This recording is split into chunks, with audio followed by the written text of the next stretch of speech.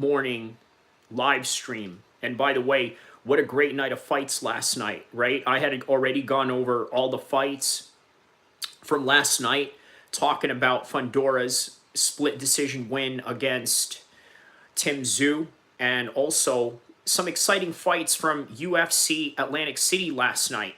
But also, we're going to talk about what is Fundora's next coming endeavor, because obviously he's now the champion. He has every right to choose whatever opponent he wants. And by the way, he's got plenty of options as a result of it. But also, a little bit of some housekeeping. In other words, promoting some of my upcoming videos. As I have mentioned, I'm going to be releasing a video after this live stream. And it is going to be titled Rolly Romero's Loss and Low Value People's Sick Pleasure of Seeing Others' Downfall, Deserved or Not.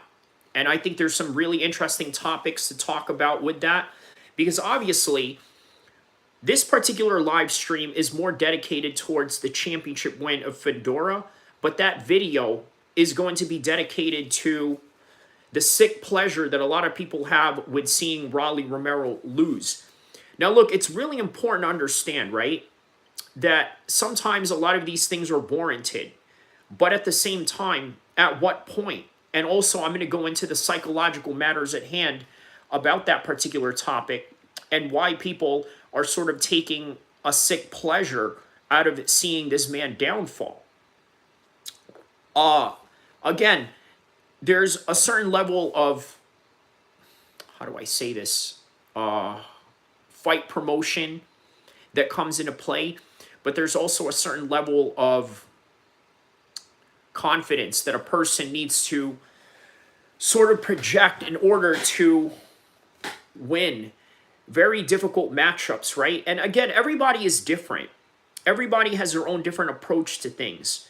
Some people, they would rather become a lot more humble, and then there's some people that would just rather, let's say, I don't know, I guess take the Conor McGregor approach. So that's sort of some of the things that you're going to expect from that particular video, and I urge you guys to take a look at it and check it out.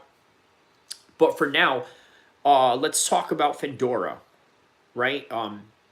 Usually what a lot of people would like to do on a live stream, they like to wait around and see if anybody is going to come in or this and that. Quite frankly, I don't need an audience to do a video, whether it's live or whether it's on a video. But nonetheless, I'm just going to go straight right to it. And by the way, you can always rewind and see what's going on beforehand. So we'll just get right to it. Fundora now has a potential matchup with Errol Spence. But at the same time, he doesn't mind if he wants to go out there and fight, let's say, Terrence Crawford. Terrence Crawford would probably be a bigger matchup. It would probably be a lot harder. But speaking of matchups, how about Sean Strickland, right? What does he have going on right now? So right now, Sean Strickland is having some beef and some issues with the UFC. Why? Because he wants a rematch against Dricus du Plessis. The problem is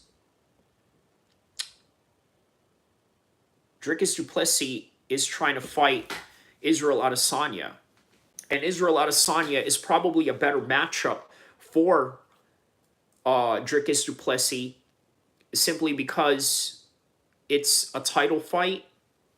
Not only is it a title fight, it's also a fight that will garner a lot of attention just based on the racial implications that I had mentioned on the video that I made yesterday, which is Izzy versus Dricus. UFC's most racist fight has been signed for UFC 305. And I started seeing people already sort of building a card behind UFC 305. I don't know if that is accurate or anything, but according to the UFC's website, it says literally to be determined, and there really isn't any particular fights signed yet for 305. So for those of you that are just tapping in, welcome. I wanted to tell you that after this live stream, I had a video coming out called Rolly Romero's Loss, Low value people's sick pleasure of seeing others downfall, deserved or not. So check that out once you guys get out of this live stream, because it's going to be a very explosive video. I go into psychological matters and combat sports history all rolled into one in that particular topic.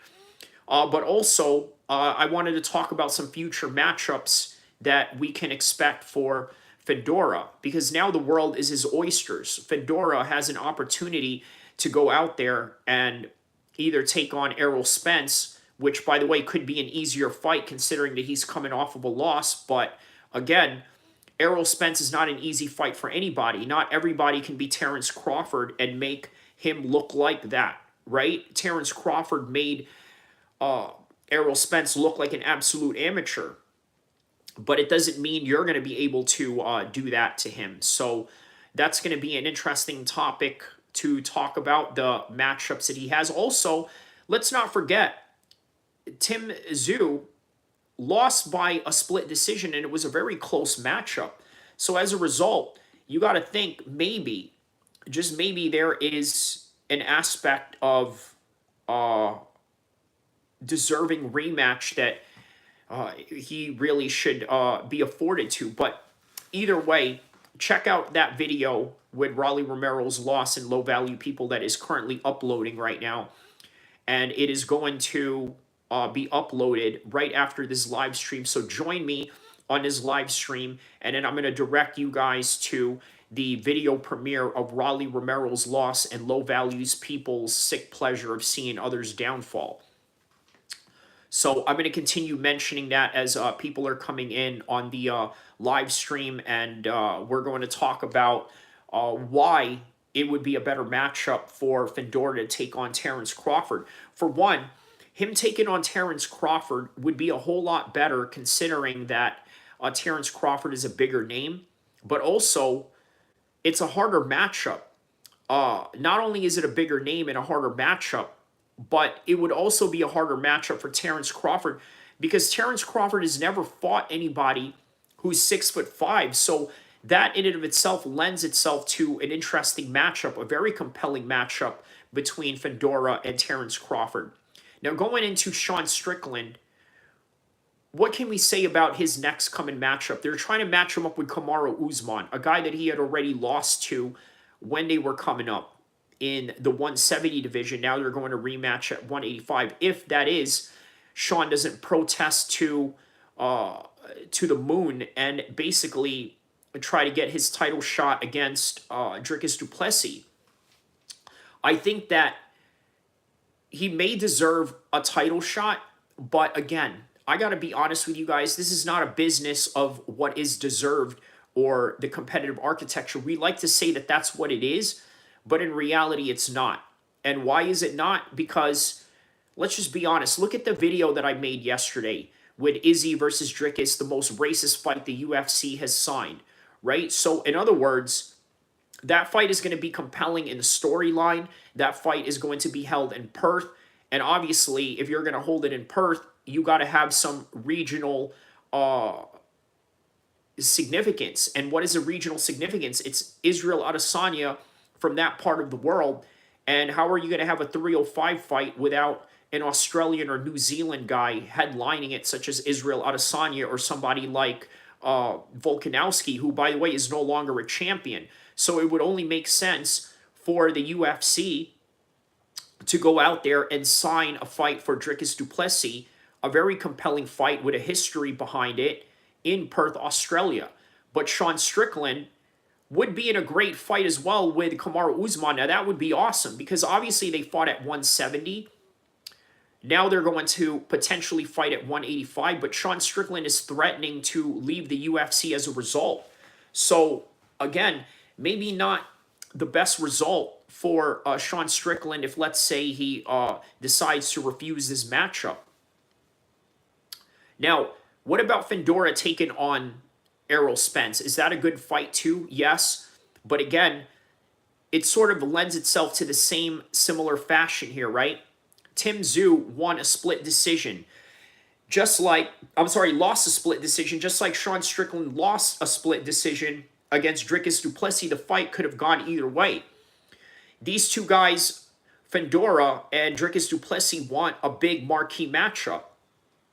And as a result of asking for that big marquee matchup, they have these guys that are waiting to get a rematch clause, which is who?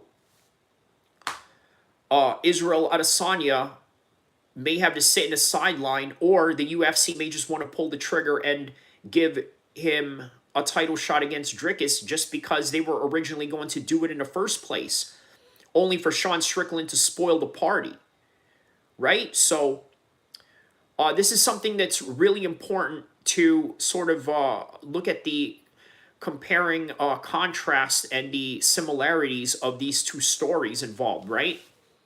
The rematch versus the big marquee matchups. So that's something that we really have to understand here with these two stories involved that we're talking about.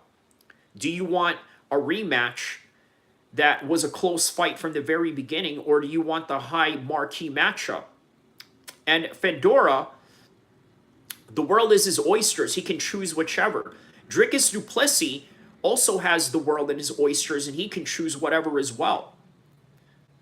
But what is he going to choose? I think he's going to choose the Israel Adesanya fight just based on the fact that Israel Adesanya is a bigger money fight. Sean Strickland is a big money fight too, if you think about it.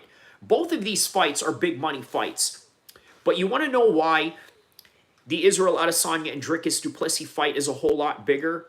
Because of the racial implications involved. And by the way, I urge you to take a look at my video that I had made, the 2-hour-long live stream that I did with Dricus du Plessis and Izzy, titled "The Most Racist Fight the UFC Has Signed." And by the way, fights like this usually lends itself to a bigger crowd. When I referenced in that video Max Schmeling taking on Joe Louis during the time of World War II, and you know how, what does it say? You kind of look like a Samoan was mixed with an Arab guy. Well, thank you, Cornelius. I think that's quite accurate. I am part Pacific Islander, and I am part Arab, so I am both.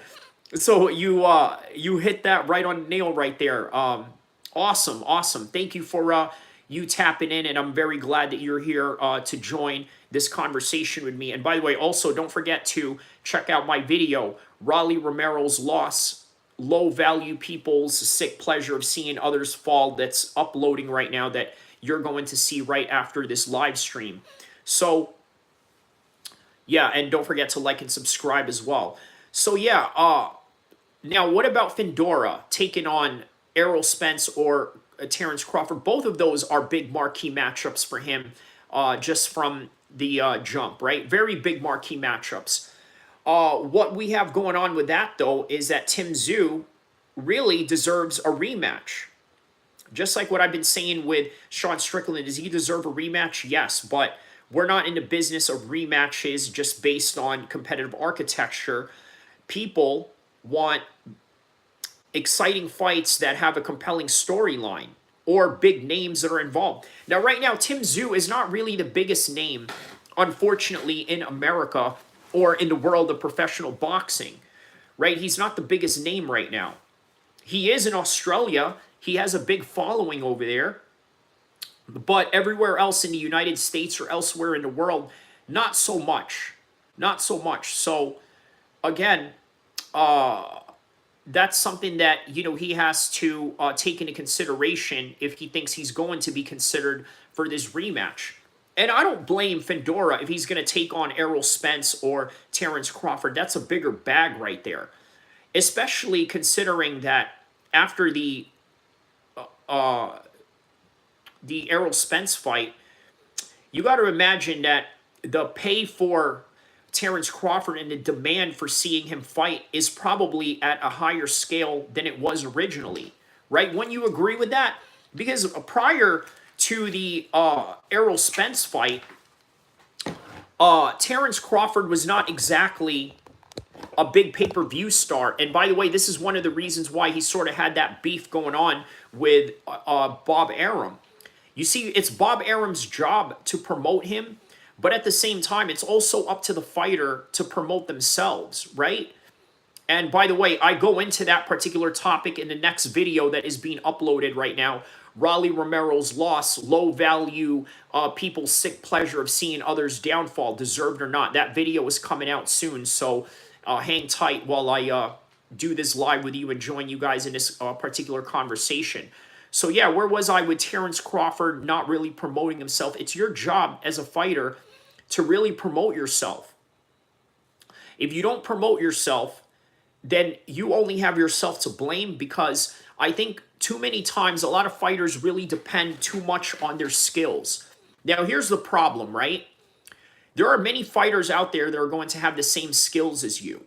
That are going to have the same record as you. So it is really incumbent upon you to not only put on a great performance, but also put on the type of performance that's going to garner attention. And when you get on the mic, you got to get on some Conor McGregor business where you're like, hey, 50 G's, baby, ha ha. Or say something witty, say something smart, say something that is going to compel people to want to watch you fight. Because otherwise, if you're not going to do that, nobody is going to care. And that's really what this business is all about. Again, I've mentioned John Kavanagh plenty of times in this particular channel. What did I mention about John Kavanagh in this channel? I mentioned that he is very active in the amateur scene of Irish mixed martial arts. And he also emphasized that if you don't like the trash talking aspect or the self-promoting aspect of mixed martial arts, go into the amateur system, get some fights in, build an experience, and then go about your life building a career elsewhere or doing a job outside of fighting. Because otherwise, if you're going to be a full-time professional fighter, really your job is to promote yourself. Because otherwise, nobody's going to care. Nobody's going to care about your fights. Just like this channel, right?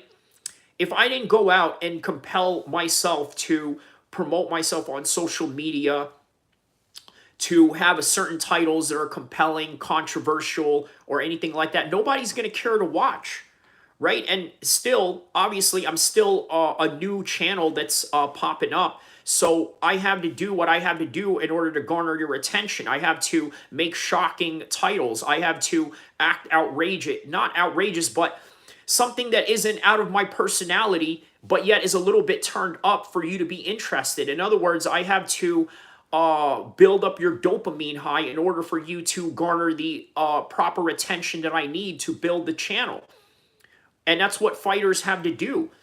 I could just sit here and be a normal combat sports channel where I talk about just the kicks and punches all day, the techniques. And by the way, I could do that because obviously I'm a trained fighter myself. I've trained with some of the best fighters in the world out here in Sacramento. I've trained and competed against some of the best guys in amateur Muay Thai and everything else in between. So it's like, you know what?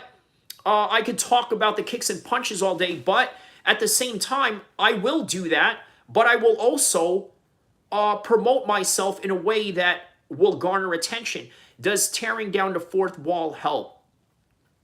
When you mean tearing down the fourth wall, does it mean that I'm revealing to you what it is that I do or this and that? So let me explain something to you, right? You guys know Whack 100, the music producer who is the manager of the game in Blueface? Okay, so you know Whack 100, right? So Whack 100 said that there is Whack 100 and then there's Cash Jones. In other words, if you know anything about the rap business or the current state of, let's say, the hip-hop game right now, Whack 100 is a character in and of himself, right? He has this audio digital channel called the Clubhouse. He has random people come in there, trash talk him, and then he goes and trash talks back to them, right? He said something to the effect where there's Cash Jones that you're dealing with as a businessman, and then there's Whack 100 as the figure that you see on Clubhouse and a person that turns it up on you. Here's the thing, though, with your question and to answer your question, Stuart, breaking down the fourth wall. So what I'm doing is not really out of the realm of my personality. Now, here's the thing. Am I an aggressive person? Yes. If you probably try to challenge me in the street, more than likely I'm going to punch your face and I'm going to stomp your head in. And that's just really what I'm going to do because, for one, I'm built like that. I've competed in martial arts my whole entire life and I don't back down from anybody. And on top of that, I live in Sacramento, California. And if you know anything about California, this is a gang infested environment. So I'm used to war and combat. Not only am I used to war and combat, do you guys have any idea where I was born? I was born in Libya. Libya is one of the most violent countries in the world. And all of a sudden, I go from Libya, living in New Jersey, which, by the way, is also a violent part of America, and then live my whole entire adulthood in California. So it is no wonder that I have a high propensity for violence. Actually, he just looks like a white guy, probably a little educated, so that's confusing you. Oh, okay, Terry Wager. I think you're either talking to someone or you're talking to me when you're mentioning me as or are you referencing someone that said that I look like I'm part Arab and Samoan or Pacific Islander? Well, I am. I'm actually part Arabic and part Pacific Islander. So the brother was very accurate in his assessment earlier. And yes, I am quite educated in that matter because, you know, I went to Sacramento State University. By the way, a university that Tom Hanks was an alumni of. So there you go. And then not only that, Uriah Faber, a guy who I train with, also has what do you call it? He also has a deal going on with Sacramento State where he's going to start implementing college drafting of MMA fighters. So in other words, if you're a wrestler or if you want to get into an MMA program, it is now available in Sacramento State, a college that I came from, courtesy of the California kid Uriah Faber himself. So yeah, answering the question is that breaking the fourth wall, you have to show a little bit of your character, but not in a fake way. And by the way, nothing of any of this is fake with anything that I say, anything that I do, my life story and everything in between. So if I'm going to go market myself, which is, by the way, we're going on a long tangent because I was talking about Terrence Crawford and how he should market himself. You have to market yourself in a way that is within the confines of your reality, right? So is it a reality that I was born in a war-torn nation? 100%. And I'm going to ride on that. Is it a reality that I grew up in New Jersey getting into very violent confrontations and learning martial arts and competing in wrestling, taekwondo, and all that in order for me to compel myself to have an MMA channel? Yes. That's all coincided with the reality that I'm trying to present to the world. Is it also a reality that I spent my adult life living in California while also being college educated, also having friends that are gang members from Stockton all the way down to LA and Sacramento? Yes, all of this is true. So, of course I'm going to use it. Of course I'm going to use it to promote myself. But with Terrence Crawford, what he had going on was that he didn't promote himself. Here's one way that I would have promoted Terrence Crawford, right? If let's say I was his manager. So here's one thing that you don't know about Terrence Crawford, right? He's a very disciplined man. He loves guns like any other Midwestern American out there. They love guns. Any American, we all love guns. It's part of the American culture. Right? It goes back all the way to the Wild West, even dating back to the days of George Washington. It is an American culture to love guns. So that's one way you could have promoted Terrence Crawford. Here's another thing. One of his homies, Terrence Crawford, got into it with a mechanic, right? Overcharged him. So guess what Terrence Crawford did? He rolled up on that mechanic and he said, man, listen, you're not about to overcharge me on some BS and this and that. So what did Terrence Crawford do? He ran up on that dude with all his homies. Now, Terrence Crawford is a formidable fighter. Not only that, he has a wrestling background. He could have went and had a street fight with that guy easily, right? But he did it. What did he do? He went and used his homies to go and basically run up on this mechanic. Okay, this is a side that Terrence Crawford doesn't want to show to the world. But guess what?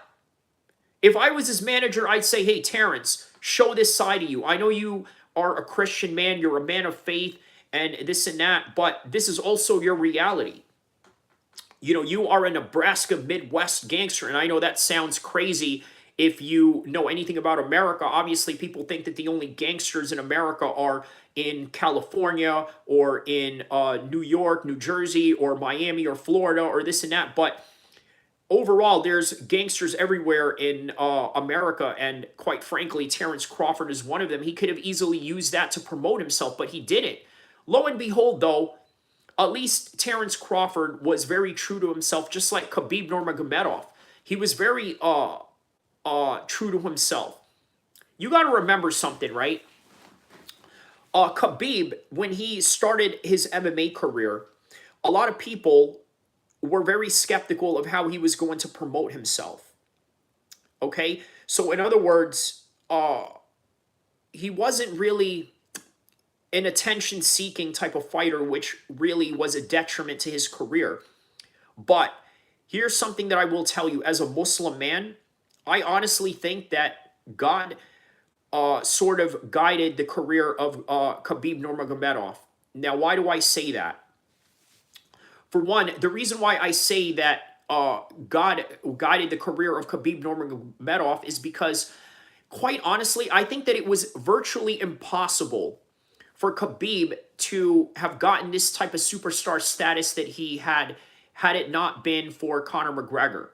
In other words, all these sequences of events with Conor McGregor throwing the dolly in the bus, prior to that, getting into it with Artem Lobov online, and then not only that, also having this, you know, trash talk, pre-trash talk with Conor McGregor really propelled his career.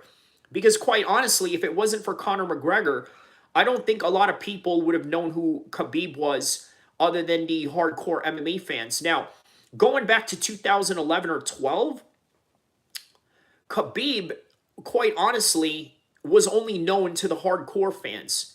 Nobody else knew Khabib other than the hardcore fans. But now you look at Khabib, he's a mainstream superstar. He's a mainstream superstar to the point where he meets presidents of all these different Muslim countries and all these sheikhs and all these kings and princesses and things of that nature. And now he's in a completely different stratosphere as a result of the Conor McGregor fight. But if it wasn't for that, honestly, he would not have been known. He would have been another Joe Calzaghe. And if you guys know anything about Joe Calzaghe, another underrated fighter. And by the way, we're still sticking to the topic of promoting yourself, right? Because the reason why I got into this tangent was for the simple fact that why Terrence Crawford was not promoted correctly in his top ranked days when he was with Bob Arum. He really wasn't. He wasn't promoted properly, and as a result, well, he was dropped by Top Rank, and the rest is history. You guys know the rest if you guys are hardcore enough boxing fans. But also, this is the reason why certain people get rematches, and this is the reason why certain people don't. This is the reason why certain people get title fights, and this is the reason why they don't. And this is all within the topic of Sean Strickland and why he is potentially not getting this rematch against Dricus du Plessis. Because guess what? Israel Adesanya, to answer Stuart's question earlier about breaking the fourth wall, okay, he turned it up on Dricus du Plessis. And this is the reason why this fight is garnering a lot of attention and why people are in high demand of Israel Adesanya versus Dricus. He told his brother on live stream, I'm talking about Israel Adesanya, he preempted everybody that he was going to get up there and drop the N-bomb on Dricus du Plessis and said something to the effect, hey guys, I'm going to make Dricus feel like he's one of us. What does he mean by that? What he means by that is that he was going to get up there and use the N-word. He was going to shock people. And when you're Dricus, you're a white guy that comes from South Africa, you're starting to feel a little bit awkward. Like, wow, this guy's dropping the N-bomb on me. What am I supposed to do?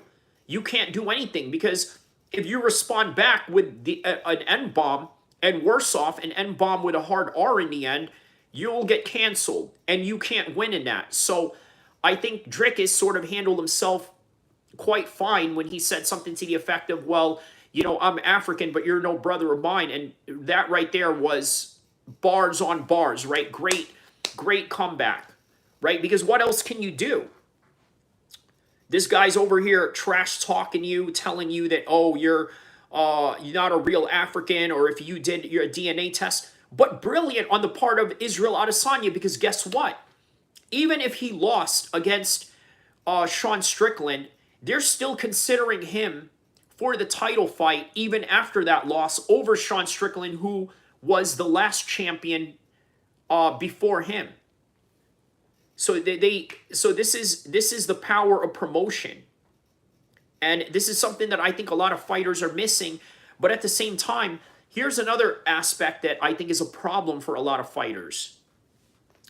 They feel like they want to just let their fighting do the talking. And by the way, don't let me just be the only one to talk. You guys are welcome to drop some comments, positive comments or negative comments, any comments you want as I'm talking about this, right?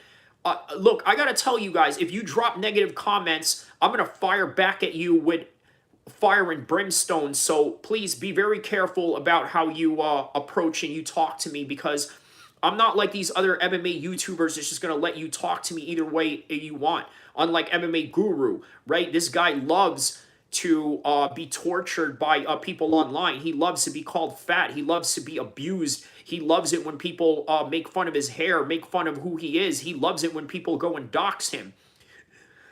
You can't do that with me. You try and dox me, I promise you it's going to be the last day that you'll live on earth. Okay, so especially if you try to come at my house, I got cameras up in here. I got all types of things to protect me. You don't want that smoke. I'm a different type of MMA content creator, and that's that. So either way, this is what you got to do to promote yourself in the space of combat sports. A lot of fighters are not willing to do that. They're too reserved. You see, this is something that I learned from the wrestling culture, wrestling up in New Jersey, right? Which, by the way, is probably one of the best wrestling programs in all of the United States. In New Jersey, what I experience with a lot of wrestlers is they're very introverted people. But unfortunately, this type of introversy really doesn't lend itself to the world of combat sports, and in particular, the world of professional prize fighting. It doesn't lend itself in a positive way in that aspect. Now, why? Because you look back at wrestling, right? Subbed, King Lowe's. That's what's up, King Lowe's. Thank you for your sub. And don't forget to share to tell a friend. Also, sub, I want to let you know that after this live stream, I have a video coming out that is uploading right now. It is called Rolly Romero's Loss and Low Values People's Sick Pleasure of Seeing Others' Downfall, Deserved or Not. It's a very hot topic, and by the way, only a YouTuber like myself that can offer, right? Because I basically address why people are happy that this guy lost. But again, we're also in the same topic right now of promoting yourself as a fighter. Here's the thing about Rolly Romero's loss last night, right, that I want to address. Last night, we had UFC Atlantic City, right? Lackluster card, but exciting results because the UFC is a type of sport that lends itself to exciting results, even with lackluster pre-matchup promotions, right? And then obviously you look at all the knockouts, all the finishes, and all the drama that unfolded last night in UFC Atlantic City. Obviously, yes, it delivered like UFC always delivers, because that's the type of product that it provides for the consumer. But that fight prior to that really didn't get that proper attention. Now, maybe other people may have seen the fight afterwards. They may have heard about it by word of mouth and got to see the replay. But the main event and the MVP of last night's fights were Rolly Romero versus Isaac Cruz, simply because Rolly Romero is a loudmouth. He's willing to put himself out there. And by the way, I talk about that too in that particular video with Rolly Romero, the video that is coming out soon. And why I talked about that was because there was a person in my comment section, and I urge you guys to take a look at it. It was a video that I made with the Roadhouse, subliminal messages behind the movie. Do you guys want me to read it to you right now? Let me know if you want me to read to you the comment that this person had said. I did address it on the Raleigh Romero video, but I could address it right now if anybody is willing to comment and let me know otherwise. If not, I'll just go on about the topic of why you should really go out there and promote yourself and put yourself out there. Because if you don't put yourself out there, somebody else will. And then when they put themselves out there, they're going to be the ones to garner attention. Here's another thing that I want to mention about my particular content, right? You know, if you notice, watch any of my videos or any of my past videos from way back in the days, or I'm sorry, well, I've only been on YouTube for just about a year now, but yeah, one of my videos from now till then on, I don't ever curse. I don't ever use bad words. But I tell you what, I could come across as a very menacing human being. I could come across as, you know, a very mean-hearted person that will just punch you in the face if you ever try to violate me in the wrong way possible, right? And by the way, that in of itself garners a lot of attention. There's people out there right now that are subbing to my channel just based on the fact that I've told you about my life story, being born in a war-torn nation of Libya, only to live in New Jersey in a violent place like that, and then coming out to California, that's also known for violence. And obviously, it is no wonder that if you try to press me in the wrong way in real life and in person, you know, I'm just gonna tackle you to the ground and pound you, head kick you, and do whatever it takes to really maim you and disfigure you. That's really who I am. And that's attractive to a lot of people. But at the same time, I don't curse. I don't have to drop the F-bombs or this and that. Now, I understand that this is a common way that a lot of people talk, right? Especially in the streets, especially people who are less educated. But I choose not to do that. And that is how I promote myself and how I try to separate myself from other MMA and YouTube content creators, is basically showing you a different side of myself that, let's say, I normally wouldn't show in public or in normal settings. And this is what these fighters have to do. Assalamu alaikum, brother. Great seeing you again. Yes, shout outs to 13th Assassin, one of my #1 fans in this page from Abu Dhabi and Dubai.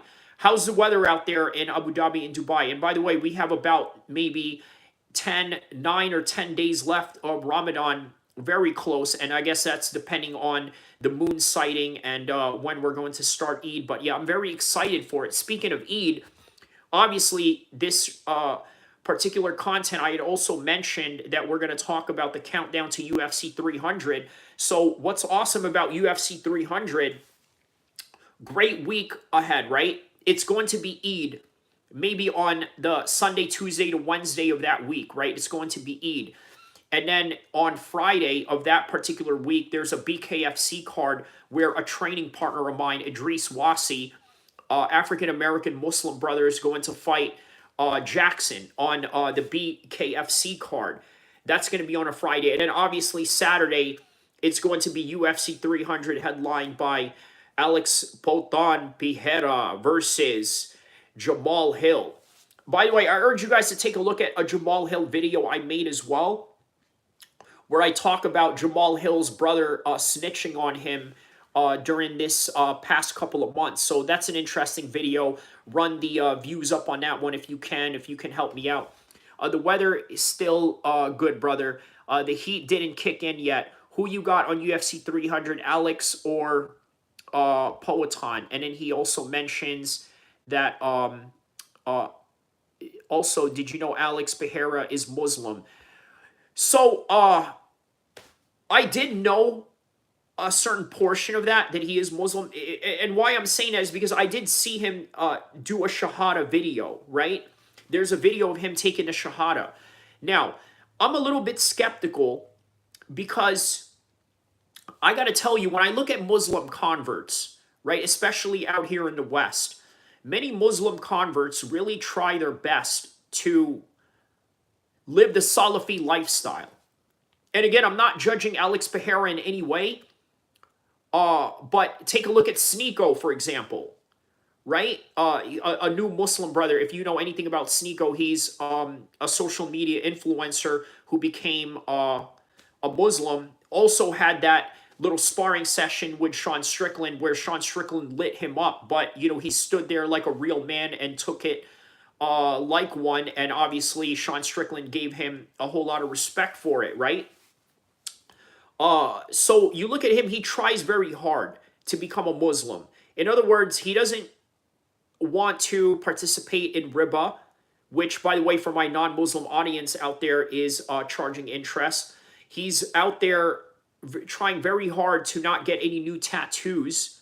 And this is why I'm mentioning this, because El-Kheer, after he won the title against Izzy, he went and got a tattoo of the UFC belt on his arm. Now, here's the thing, right? I got to be honest with you. I have a tattoo myself, right? But that was before I really had embraced Islam. So, yes, I know, Sneeko, brother. May Allah guide Alex further. Inshallah, Islam is perfect. Muslims are not. Correct. So that's why I'm a little bit skeptical, right? I'm just saying Muslims are not perfect, but just from my own personal anecdotal experience, a lot of Muslims who are converts tend to try a little bit harder. You understand what I'm saying? So that's just, yeah, that's just a little observation that I had noticed about, you know, El-Kheer. So yes, again, I'll give you the benefit of the doubt. You're right. You know, Muslims are not perfect, but Islam is perfect. So I'll, okay, so I will take you up on that particular instance. So, by the way, guys, my video right now is coming out. Please go watch it. It is Raleigh Romero's Loss and Low-Value People's Sick Pleasure of Seeing Other People Downfall, Deserved or Not. It is on the premiere right now. So I hope you guys check that out. It's premiering right now. Please check it out. I'm going to show you right here. So go check it out right now. And I will see you guys in the next live stream and in the next content. And I hope you guys enjoy this particular content that I am dropping for you guys right now. Inshallah. See you soon. Oh, what do you say here? Devin Haney is also Muslim, and he got a tattoo. Some take the Shahada before it's too late to try and better themselves on a daily basis. Thank you and take care. Inshallah, brother, I will see you. Assalamu alaikum wa rahmatullahi wa barakatuh. And I will see you guys. Go check out my video premiering right now. Inshallah.